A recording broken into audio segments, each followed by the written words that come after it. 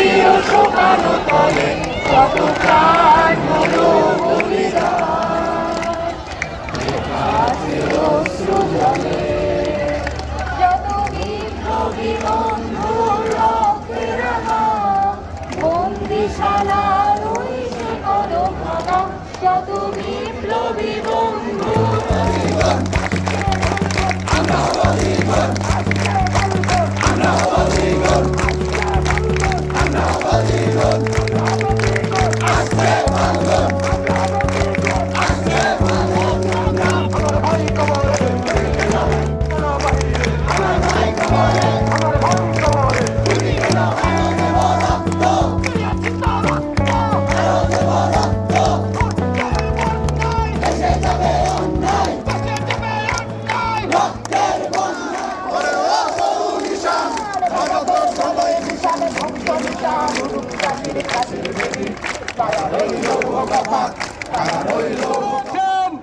আমাদের ব্যবসায়ী ভাইয়েরা রয়েছেন, আমাদের শিক্ষক ভাইয়েরা রয়েছেন, আমাদের আইনজীবীরা রয়েছেন।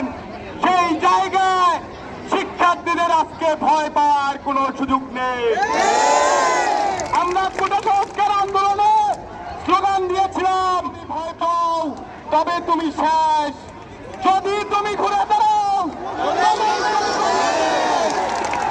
সেই বাংলাদেশ চাই, সেই বাংলাদেশটা দেশের প্রত্যেকটা শিক্ষার্থী এবং আমরা যারা 52-71 দেখি নাই, আমরা যারা 90 দেখি নাই, আমার মনে হয় আমরা নতুন এক ইতিহাসের সাক্ষী হচ্ছি বন্ধুগণ। ছাত্রের কোমর পরিমাণার ইতিহাস, এই ইতিহাস শিক্ষককে কারাগারে নেওয়ার ইতিহাস। ক্ষমা করবেন সভাপতি সাহেব, আপনাকে আমি সভাপতি মানি না, তবে কি Rabindranath, Subhashchandra Bose, Victor Mao Tse tung, Shakespeare, এলিয়টের মতো আমিও কবিতা লিখি এবং মূলত কবিতা আমার নেশা পেশা এবং প্রতিশোধ গ্রহণের হিরণ্ময় হাতিয়ার। আমি কবি এবং কবি।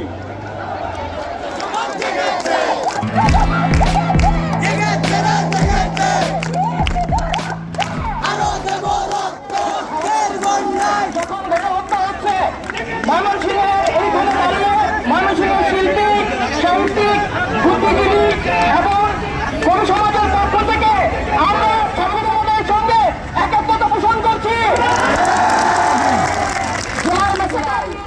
শিশু সৌন্দর্যের বুটের দিক থেকে আওয়াজ নিয়ে রাস্তায় দাঁড়িয়ে বলছিলেন পানি লাগবে পানি, বিপরীতে আমরা দেখতে পাচ্ছি বলা হচ্ছে হেলিকপ্টার দিয়ে পানি দেওয়া হচ্ছিল, অথচ আপনারা দেখেছেন হেলিকপ্টার দিয়েছিল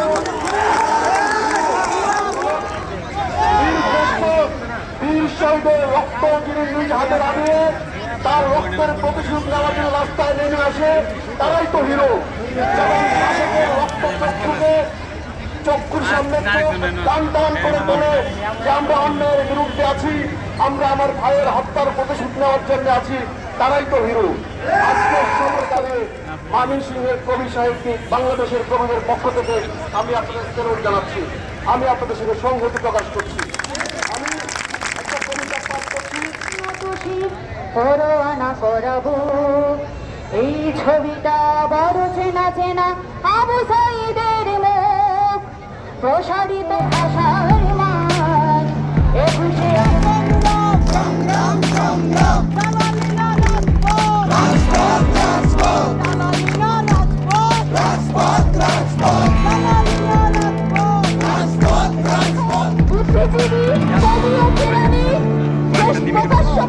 হত্যার প্রতিশোধ চাই না, আমি তাকে ঘৃণা করি।